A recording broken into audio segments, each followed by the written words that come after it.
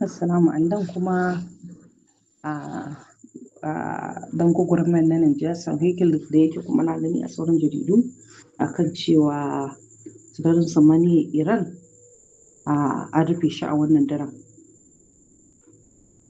Ta rufe shi har zuwa Litinin. An rufe shi, a rufe yake na ga jaridu da yawa suna faɗan akwai yiwuwar ana tunanin suna so kafin sallah su kai wa Iran hari.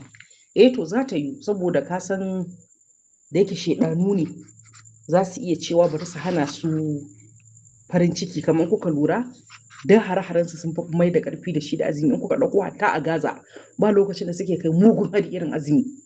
Duk lokacin da musulmi ke wata ibada ko ake sallah a lokacin suke son su kuntata suna ganin a lokacin ko mata ne ko su hana farin ciki su kullum abin da nake faɗa suna a gistin ɗin Allah ne mutane ne suke ɗauka ko wai siyasa ce masu tunanin wai faɗa da suke da Iran wai faɗa ne na siyasa kawai ba addini ba ne haka suka yi ta faɗa korayen Yahudawan mu na Najeriya baƙaƙen Yahudawan mu amma magana ce suna a gistin ɗin Allah shine gundarin me damu su da addinin musulunci saboda har yanzu musulunci bai musu yadda suke so ba har yanzu musulunci bai zo musu hannunsu 100% yadda suke so ba su lalata shi su daidaita shi har yanzu akwai guraren da sun kasa taba shi har yanzu akwai inda sun kasa taba shekara da shekaru su mai hamfa an turo su sun ɗibi nasu bangaren sun yakata amma har yanzu ba su mai da dukkanin musulmai yaran mai hamfa ba har yanzu musulunci bai koma irin na mai hamfa irin yadda suka tsara shi bai musu yadda suke so ba mai addinin ya tsara addinin shi har yanzu ga shi wannan shekarun waɗanda suke ma bin addini mai sayan faɗin suna ta ganewa da yawansu kar ku ɗauka kuma a nan Najeriya ne a'a har a saurin irin ƙasashen larabawa ƙasashen turawa na koran nan na gani a wata channel a Ingila suna ta magana suna fito da abubuwan da aka yi haidin shi a cikin musulunci wannan maganganun kar ku ɗauka da muke faɗa su nurul ha ku ɗauka mu ne a'a ko ina ne a duniya haka ake musulman Europe suna fito da nasu ƙararrayin suna ganewa na ɓangaren larabawa ɓangaren Asia duk masu ganin activities ɗin ƙasashen nan za ku dinga ganin abin da ake ta fitowa da su kenan ana nunawa an gane yanzu wannan nan ɓangaren addini na London ne nan ɓangaren Yahudawa ne a cikin shi ga haka dai ko ina haka ake ana nan ana ta ganewa ba wai mu nan a Najeriya bane ake wannan farkawo ko ina ne a duniya me yake nuna maka wannan alama ne na karnin Imam Hujja dama haka yake sai Allah ya tsaga duniyar shi guda biyu ya kuma tsaga din in ma ka yi nan in ma ka yi nan duk wannan abu ba wani abun bata lokaci ba wanda za a sa bindiga a ce sai ya bi daidai ba wanda kuma za a sa bindiga yanzu a ce kar ya bi daidai na ra'ayinka ne ba dole in ma ka bude zuciyarka ka karbi gaskiya in ma ka rufe ta ka karɓar gaskiya ya rage naka ire-iren waɗanda ake faɗan wannan fatawoyin ko ina ne a duniya ake yin shi don haka babu wanda zai mutu yanzu da jahilci ko na abu za ka ɓata da gangan ne kana sana kawai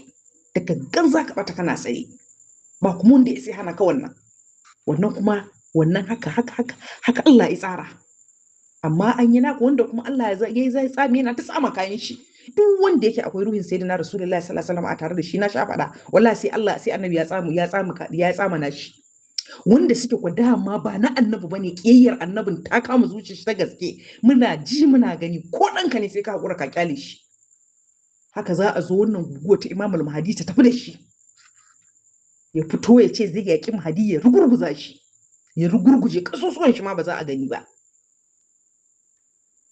haka za su ɗunguma su tafi boda Iraki a ta kashe su haka za su zauna a inda suke ma matasa su fito su ta kashe su ba inda za su tsoye a duniya nan su sha to wannan shine abin da kullum muke faɗa jama'a bige ko ba gaskiya Iran tana faɗa ne faɗan addini take yi ita ta san me take ta san wani karni take ciki ta san wani zamani take ciki ta san me ake jira ta san waye zai bayyana ta san me ta san komai shi yasa ta fito take ta bada jinin mutanenta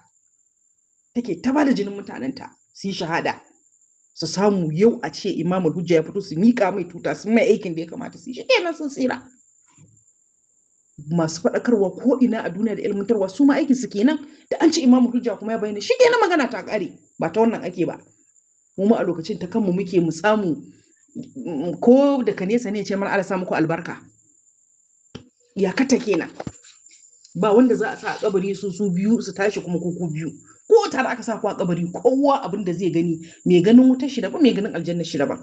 Haka yan uwa wannan na gaske ne, kuma maganar gaskiya kokarin da suke kenan su tayar da Iran, burin su kenan su ce za su daidaita ta, kuma Allah sai su daidaici yadda kuka sayar da Iran ko nukiliya za a buga duniya Iran sai ta sha, inda za su kona ko ina a duniya wallahi ba su karar da Iran ba. Ko dar wannan kakwai a zukatan ku yan uwa, duk abin da za su shirya da makirci da tsugudidi da munafurcin su za su yi su gama, wanda zai mutu zai mutu, wanda zai tsira zai tsira. Amma Imamu Hujja sai ya shiga cikin Iran, sai ya daga tutar Iran. Allah ya ba rai da lafiya. Duk shirin su za su yi su gama. Jiwo kwana biyu mun dan samu matsalar network, to sai a hankali. Ina jin akwai shiyar da ta dan fi tsanani fiye da wani gurin. Wannan wani dan jarida ne, ma'aikacin gidan jarida, aka gan shi ina jin garin Sauri, watakila face mask ɗin shi da yake sawa bai gama sa ta sosai ba, to shine ta fito. Ba ina faɗa kalmar fassara bane, a'a ma'anar wannan ɗin shine sai ya sa ta fito. Ma'ana maganar da ake ta yawo da ita shine kenan waɗanda idan har ɗan jarida, wani babban ɗan jarida a ƙasashen Amerika zai saka mask gurin labarai yana ba da labaran yaƙi, kenan waɗanda suke kashe-kashen nan, ma'ana jami'an Amerika da su Isra'ila nan, wanda suke rayuwa akan wannan fiskar ta mask nan ba su da adadi. Allah kaɗai san irin basajan da suke yi, shi isa suke komai a tunaninsu dabara ce, duk da ita ma mun san za ta ƙare. Lokaci ne, alƙali ne, kallon su kawai lokaci yake yi. A saɓanin da in suka yi abin ma ba za a gani ba. Kullum muna faɗan wannan magana. Da Yahudawa sun san social media nan za ta koma ta yaƙe su, da ba za su yi ta haka ba, su taɓa ta zama available ba. To abin ya wuce hannunsu, ko ba komai bane, shine shi ɗan ba madadi. Ƙarninsu ne ya ƙare a doron ƙasa. Ƙarninsu ya ƙare. Wasu sun sani, wanda suke karɓar madadin kai tsaye. Illa iyaka shedan din haka zai ci gaba a ba madadin mai kyau, haka zai dinga ba su mara kyau su ma. Suna kallon ba kamar da ba, da in suka yi abu 190 zai tabbata bai fi 10 ne za su yi asara ba. Yanzu kuma a abu 190 za su yi asara bai fi su samu nasarar 10 ba. Ita ma nasarar kullun sararta ake yi. Da haka ta ko ina karewa suke, muradan su karewa suke yi. Mu yi haƙuri, amma mutanen nan za su kare, za su zama tarihi. Za ka koma wata ran ku dinga ba 'ya'yayanku tarihin waɗannan mutanen, nan gaba kaɗan za ku dinga ba 'ya'yanku tarihi. Ai an yi kaza, ai wancan shedan ne kaza. Yara su ta mamaki, yanzu an yi kaza. Yanzu baba a zamanin kamar yadda yanzu muke wannan magana, mu dinga cewa da matasa ku je ku tambayi 'ya'yanku mata yadda shekara 40 take, to haka za ku dinga ba 'ya'yanku labari. Mu yi ƙoƙari 'yan uwa, mu aikata abu na ƙwarai, mu yi ƙoƙari mu aikata abu na gari, mu yi ƙoƙari mu yi abu na gari domin mu samu tsira. Ka zauna in za a ba jassala tarihin ka, a faɗa abin kirki, a ce ai wance kaza, wance ga wani abu da kai wa addini, ga wani abu da kai wa al'umma ka, ga wani abu da kai na jin kai da tausayi. To Allah ya samu dace, Allah ka mana ƙarshen su. Wannan bidiyoyin dai ba wai daɗin gani ne da su ba, muna kawo muku shaida ne, kusan su waye za ku karɓa. Ina 'ya'yanku suke zuwa makaranta yanzu, dan Allah, wai kabarin annabi za a ce, wai zuwa kabarin annabi, ya izbillahi, kai zan yi maimaitawa ba. Amma waɗannan mutane sun halakar, wallahi tallahi sun halakar. Ta haka ya rage naka. Har suka gama maganganun su, ba wanda ya kawo ayar Qur'ani da ta ce wanda ya je kabarin annabi kaza ne kamar inda ya faɗa. Ba zan iya maimaitawa ba komai bane, kawai Ibn Taymiyyah ce hujja. Allah bai aiko maka Ibn Taymiyyah ba. Qur'ani ba inda aka ambata maka karba addinin ka hannun Ibn Taymiyyah. Babu hadisi annabi bai taba ambatar wani Ibn Taymiyyah ba. Amma haka kawai ya zo ya zama hujja a musulunci.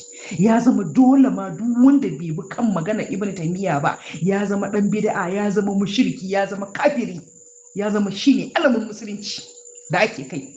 misali ku in ba ku da niyya ko gama kun yadda da ibnu taymiya ku yi ku kyala wanda kuma ba su yadda ba su kai baka karba kai da ibnu taymiya ba magabacin ka bane saboda me za a ce maka ma dole sai ka ba abin da ya har a ce maka ma idan ka je baka ba maka ma da haji saboda kofa ta wani mutum kamar ka mutum gwaji kamar ka malam shi ma dan karan nan haka kawai ya zama alamin addini a take maganar Allah a take ta sayyidina rasulullahi sallallahu alaihi wasallama wai har ma ana kwatantawa da sayyidina abubakar da umar ba ana duk ɗaya ne ya kawo su lazi ɗaya kawai ka je ka ɗaga musu hannu ka shi kenan bakin cikinsu kawai da in aka je din da in aka je ana zuwa ana ruwaita akan cewa an zo a ziyarci sayyidina abubakar da umar ne a'a cewa sun san ana zuwa ne sayyidina abubakar da umar suna cin albarkacin annabi ne a ziyara shine bacin ransu na mutane ya kamata ku tashi daga bacci ne gaskiya. Da yanzu na hau da connection wani dan uwa daga Senegal ya turo mini wannan bidiyo sai ni dan shiga bincike akan abubuwa da suke faruwa.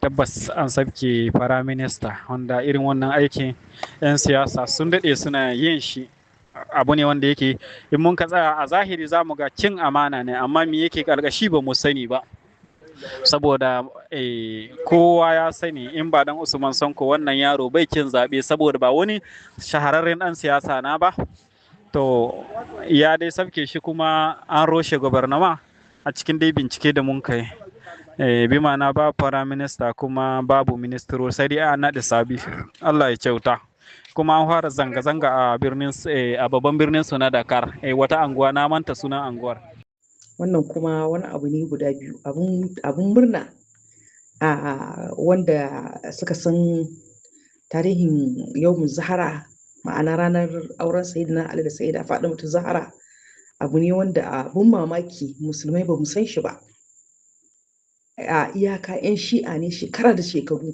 suke maulidin su girmama wannan ranar su karfafa auratayyarsu da shi amma da yawan mutane ba su sani ba albarkacin wannan kusantowa kullum da mutane suke ganewa alhamdulillah muna godewa Allah da wannan ni'imar mutane suna ƙara gane ahlul baiti sai gashi ko ina yanzu wuri an san ɗaya ga Zulhajji ita ce ranar da aka yi auren Sayyida Fatima da Sayyidina Ali kuma har an raye wannan ranar abin ya tsallake a ce 'yan shi'a ne kawai suke yi a'a da yawa ake yi shi yasa abin da kullum muke faɗa wannan kalma da ake cewa a ce ɗan shi'a ne a'a ɗan shi'a ne siyasa ce ana raba mutane da ahlul baiti ne don haka ba za ka ma yi magana ahlul baiti ba saboda ka a ce maka ɗan shi'a kai kuma kana tsoron ka a ce maka ɗan shi'a da haka kiri-kiri kana ji kana gani sai ka kau da aljanna ka da kanka kake raba kanka da aljanna dan albaiti su ne aljanna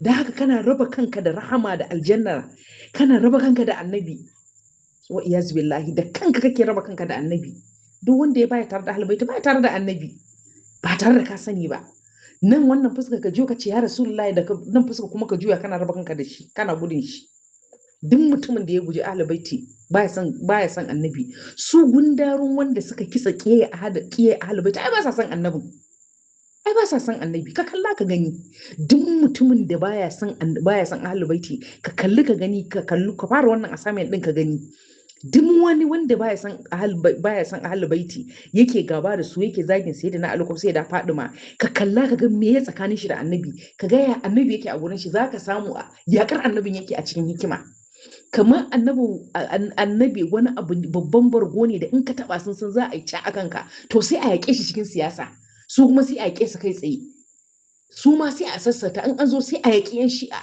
sai a rufe ka da shi'a sai a rufe ka da ahlul baiti amma annabin ake yaƙa gundari waye abin yaƙar annabi sallallahu alaihi wasallama idan ka ɗauko tintini shekarun baya farkon zuwan musulunci ai annabin ne abokin rigimar su dai sai da na Ali zo su yi rigimar yake yi gabar ta kan shi amma annabi ne gundari abin rigimar to yanzu kuma ka ɗauki wannan labarin ka rubuta wai matashi ne yake rubutawa akan cewa wai yana nuna wa mutane su daina matsa kan sai sun je a Madina har yana kwatanta ziyarar annabi wai da ribar kafa wai annabi ziyarar annabi ce ribar kafa wa iyaz billahi ai annabi ya fi karfin a ce maka ɗauka ka ɗauki kuɗin ka sukutun ka ce ka je aikin haji baka je Madina ba ai ta ce ai bari baka ci riba baka samu nasara ba ai ya wuce ziyarar annabi ta akalle ta ribar kafa wallahi talla annabi ya wuce ribar kafa to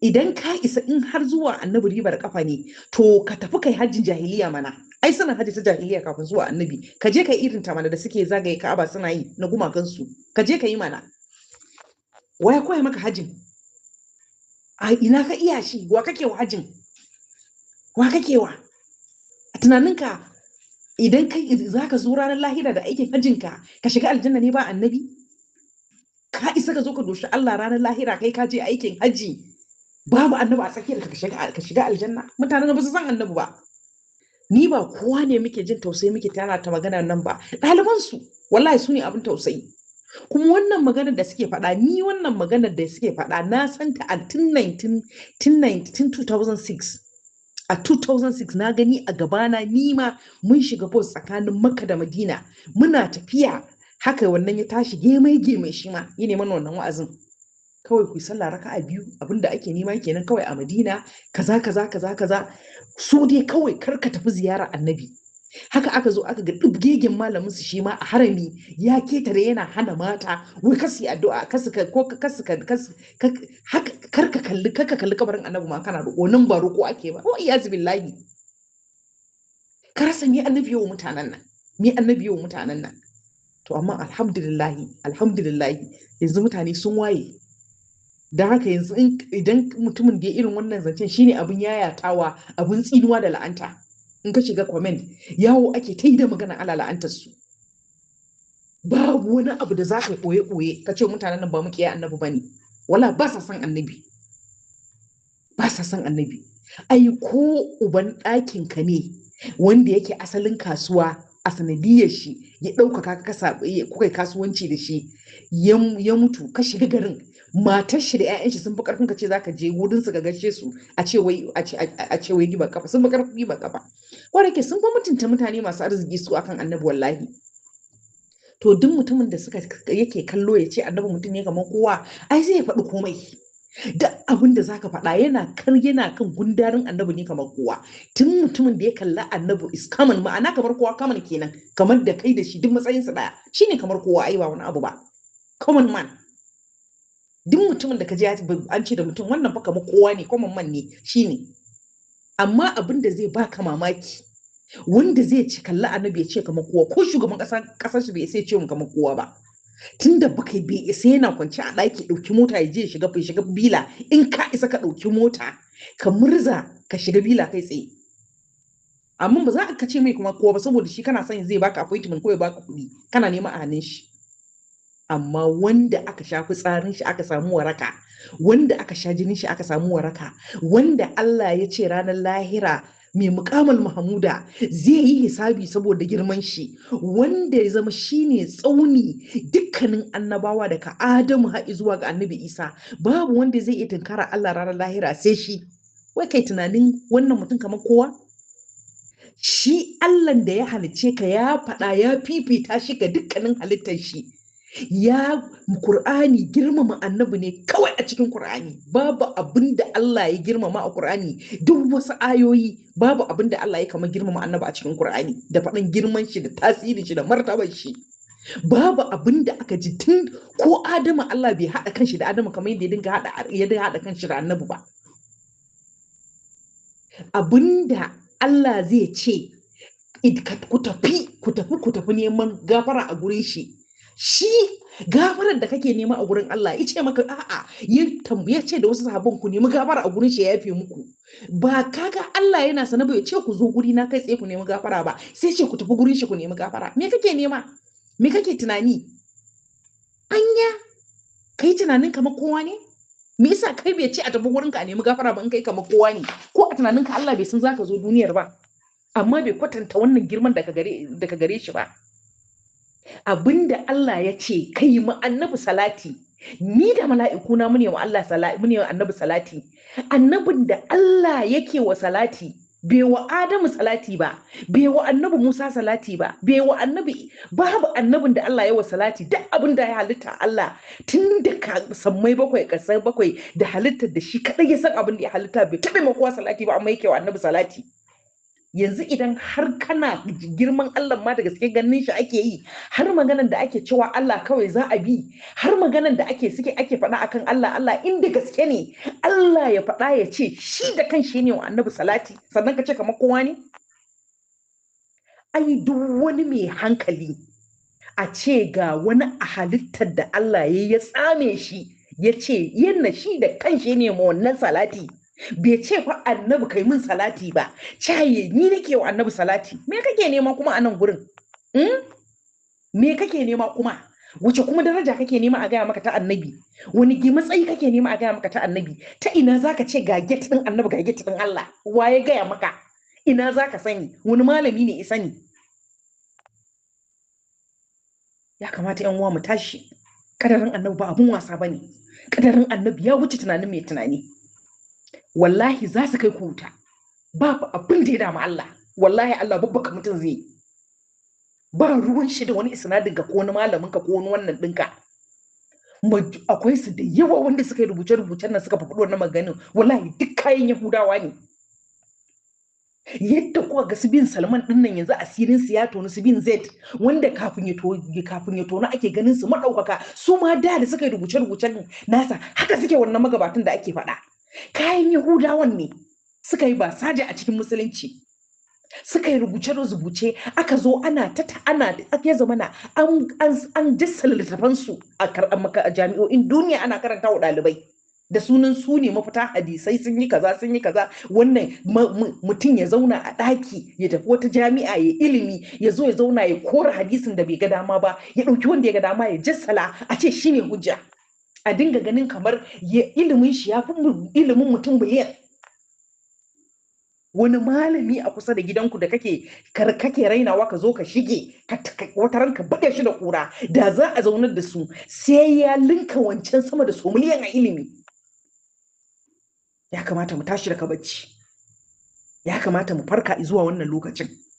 Yan uwa ya kamata ku sani duniya ƙarshe take zuwa, wannan duniyar ta kusa ƙarewa. Ya kamata mu tashi mu kan mu faɗa, ya kamata mu san ina muka dosa, mi a hankali da kadarin annabi Muhammad sallallahu alaihi wasallam, mi a hankali kadarin ahlul baitin nan, wannan mutanen, wannan halittar ta cikin mayafi, wannan halittar da Allah ya girmama ta cikin mayafi, wallahi tallahi mu girmama ta, mu girmama wannan abin da Allah ya girmama. Wallahi shine zaman mu lafiya da Allah da ya halice mu girmama abin da ya girmama. Abin da kake nema akan kadarin annabi Allah ya faɗa maka shi. Babu wani malami da zai gaya maka kadarin annabi a duniya. Allah tun ya gama faɗan komai, babu abin da Allah zai faɗa. Duk wani abu da wani malamin ɗariƙa zai ce a ce yana kai Allah, yana kai annabi matsayin da Allah bai kai shi ba, tun Allah ya riga ya gama faɗa. Buɗawa kawai malamai suke yi. Amma duka wannan maganganun na kadarin annabi Allah ne ya faɗe su, babu wanda ya faɗa, Allah ne da kanshi ya faɗa. Da haka yan uwa mu tashi. Annabi ba abun wasa bane, annabi mai girma ne. Girman annabi ya wuce girman girma, annabi ya wuce inda kake tunani. Annabi ba shi da iyaka, annabi ba shi da mahadi, annabi ba shi da gate. Annabi ya san gate din kowa, amma ba wanda ya sai san takun kafar annabi. Wallahi farcen annabi, kai kasar da annabi ya taka, ba wanda ya san zurfinta da zurfin inda ta je, ballantana jikin shi. Ayo a ce maka ga wannan gurin annabi ya taka shi, ya wuce duk yadda kake tunani. Duk gurin da zaka taba a ce maka annabi ne taka gurin, akwai dumin jikin kafar shi a gurin, wallahi ya wuce duk ilimin mai ilimi a duniya. Wannan gurin kadai in za a shekara 100 ana fasa ilimin shi, sai dai kowa ya faɗa abin da zai iya faɗa ya bari, ballantana gundarin a ce annabi sukutun. Annabi ya wuce yadda dan adam yake tunani, wallahi ya wuce yadda muke tunani.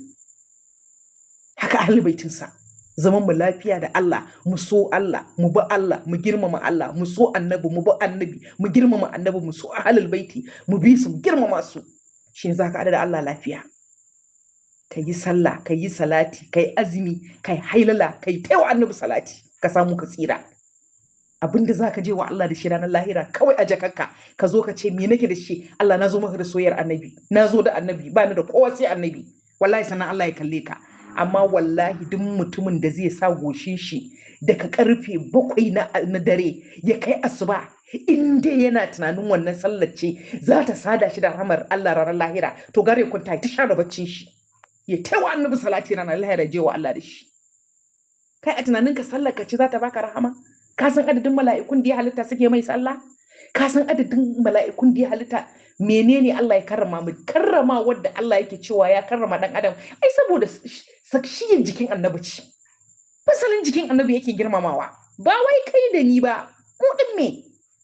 Surar da Allah ya yi wa annabi aka samu aka yi mana copy and paste, ya zamana annabi yana da surar jiki, misali a ce ga ido ga kaza mu ma haka muka fito a dan adam, shine karramawar da Allah yi. Annabi ya karrama ba kai ba, kai ka shiga cikin karramawar annabin ne ai. Ka daina tunanin an ce Allah ya ce ya karrama dan adam wai da ni da kai ya karrama, a'a annabi ya karrama.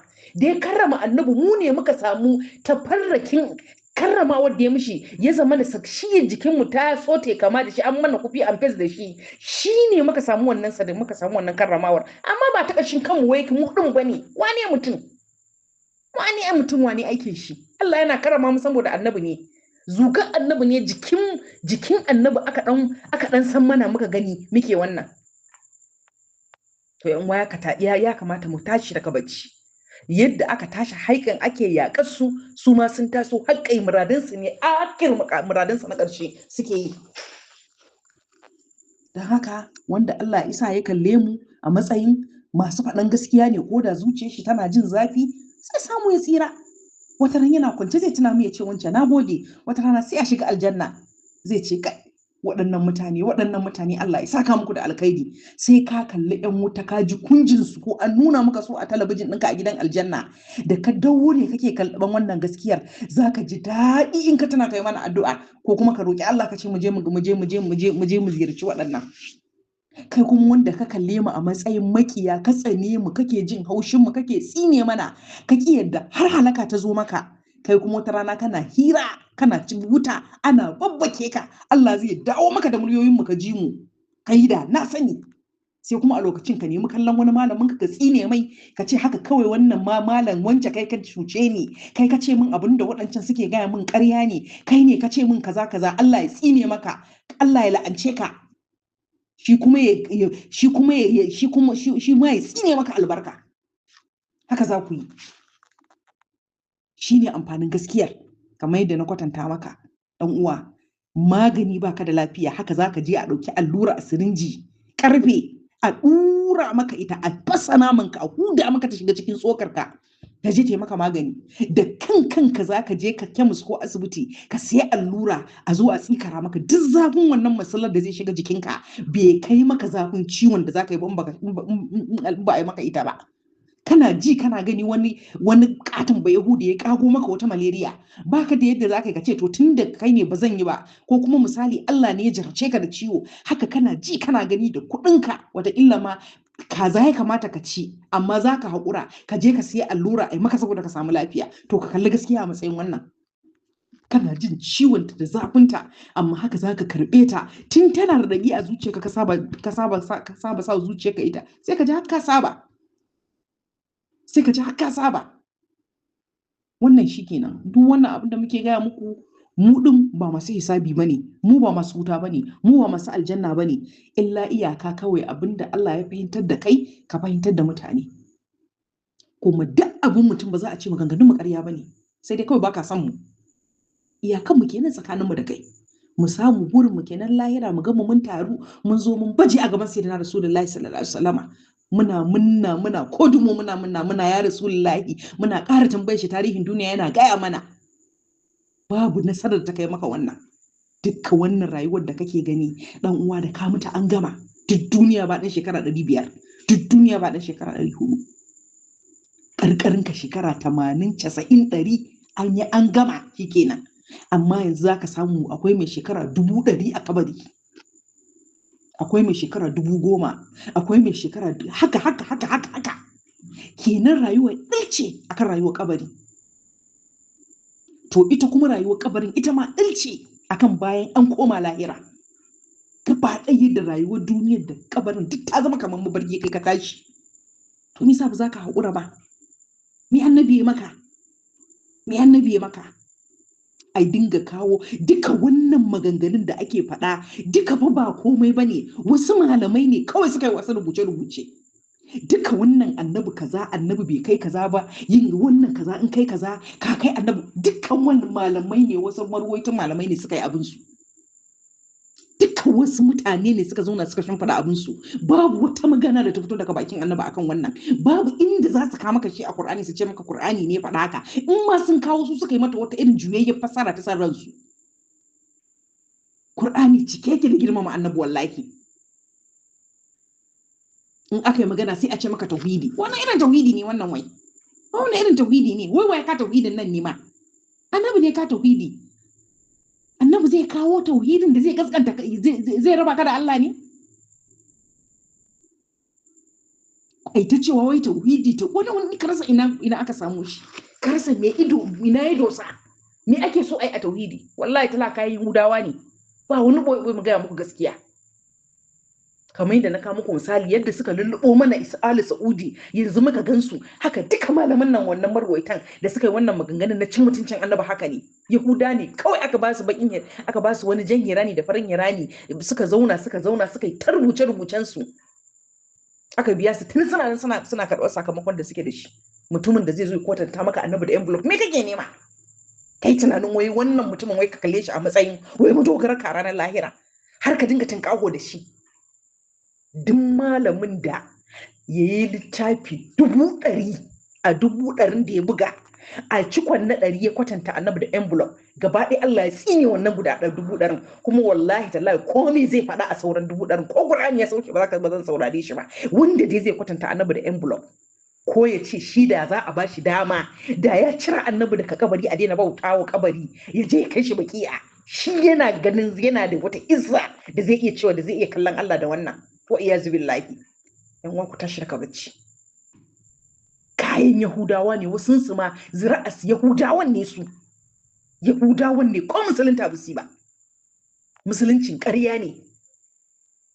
Kawai zuwa suka koyi larabci, aka koya musu shiga da hadisai. Suka fito suka yi rubuce-rubuce saboda su dilmiyar, kuma sun dilmiyar. Dubannai sun mutu akan wannan tafiyar.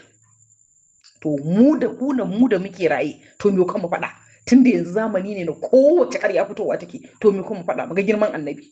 Wallahi waɗannan ruwayoyin da ake kawowa, waɗannan malaman da suka yi rubuce-rubucen hadisan nan da tafsirin din nan suka ci mutuncin annabi da sunan ilimin tarwa tauhidi, wallahi ta lamu ko yake su ba za su sai dai ka farka kan ranar lahira a wuta, wallahi sai sun kai ka wutan baka yi a hankali ba. Annabi ya wuce wannan, duk abin da suke faɗa annabi ya wuce wannan kallon wallahi. Kuma ba wanda ya san matsayin annabi, ba wani malami da ya sai ce ga iyakar annabi. Annabi ne san iyakar kowa, amma ba wanda ya san iyakar shi. Ba wanda ya sai raba Allah da annabi, tunda shi Allah ya haɗa kan shi da annabi, to kawai ka kyala abin anan. Duk wani abu da zaka faɗa ka faɗa. Abin da kawai aka ce karka ce Allah ne kai tsaye. Shikenan bas. Amma dan an faɗo wani matsayi a ce wai ai ba wanda yake da wannan matsayi sai Allah, faɗa ne kawai. Allah ya samu dace.